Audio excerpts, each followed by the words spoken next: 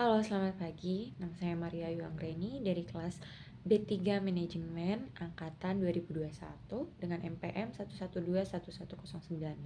Di sini saya akan mempresentasikan mata kuliah tentang tata kelola perusahaan dan tanggung jawab, yaitu pentingnya tata kelola perusahaan. Nah, tata kelola perusahaan adalah sistem yang mengatur dan mengendalikan perusahaan untuk menciptakan nilai jangka panjang bagi pemegang saham. Nah, ini tuh penting untuk menjaga kepercayaan investor, meningkatkan efisien, dan memastikan kepatuhan terhadap peraturan. Di sini juga ada prinsip-prinsip tata kelola perusahaan. Yang pertama, ada akuntabilitas, yaitu perusahaan harus bertanggung jawab atas tindakan dan keputusan kepada pemangku kepentingan. Lalu yang kedua ada transparansi, yaitu informasi perusahaan harus diungkapkan secara terbuka dan dapat diakses dengan mudah. Lalu yang ketiga adalah keadilan. Perusahaan ini tuh harus memperlakukan seluruh pemangku kepentingan secara adil dan serata. Lalu yang keempat ada tanggung jawab. Nah, perusahaan ini harus menjalankan tanggung jawab sosial dan lingkungan dengan baik. Lalu berikutnya ada struktur tata kelola perusahaan. Di sini ada di dewan direksi, dewan komisaris, dan komite-komitenya. Nah, yang pertama ada dewan direksi, yaitu bertanggung jawab atas pengelola perusahaan dan mengambil keputusan strategis. Lalu yang kedua ada dewan komisaris. Nah, dewan komisaris ini tuh bertanggung jawab mengawasi dan memberikan nasihat kepada direksi.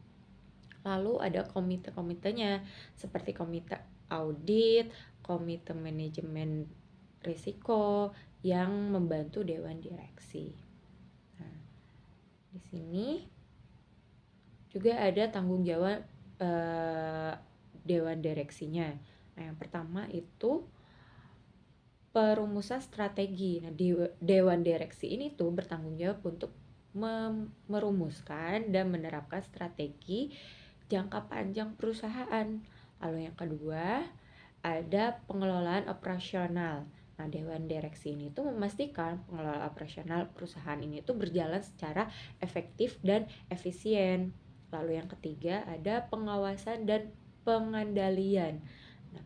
Dewan direksi ini mengawasi dan mengendalikan jalannya perusahaan untuk mencapai tujuan. Lalu ada tanggung jawab pemegang saham. Nah, pertama itu ada hak suara. Hak suara ini tuh pemegang saham berhak untuk memberikan suara dalam rapat umum pemegang saham.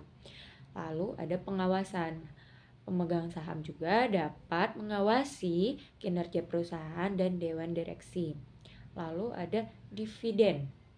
Pemegang saham berhak menerima dividen sebagai bagian dari keuntungan perusahaan.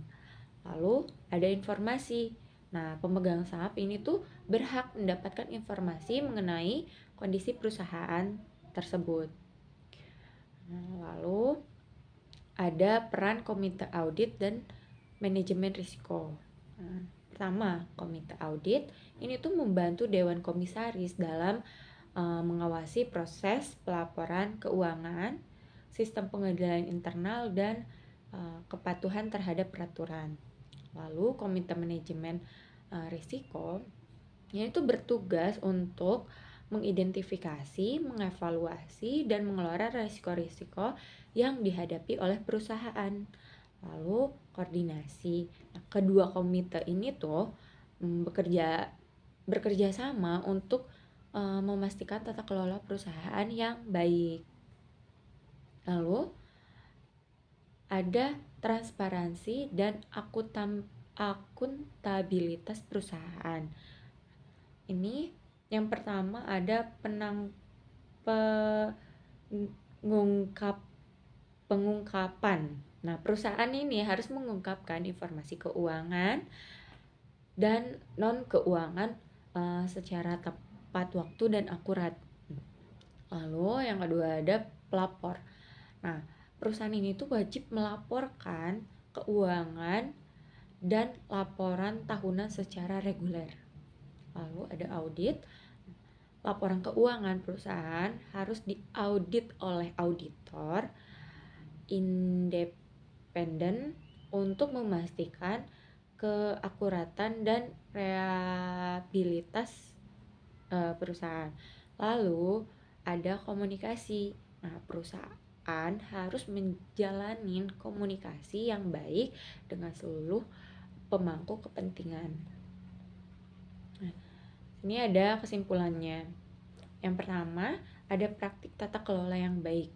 Nah, penerapan prinsip-prinsip tata kelola perusahaan yang baik dapat meningkatkan kinerja dan nilai perusahaan. Yang kedua, ada peran pemangku kepentingan. Nah, semua pemangku kepentingan termasuk dewan direksi, dewan komisaris, dan pemegang saham harus berperan aktif.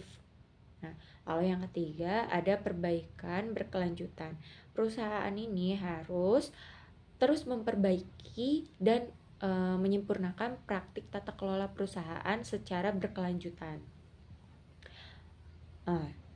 Cukup sekian dari presentasi saya. Mohon maaf apabila ada kesalahan kata. Terima kasih.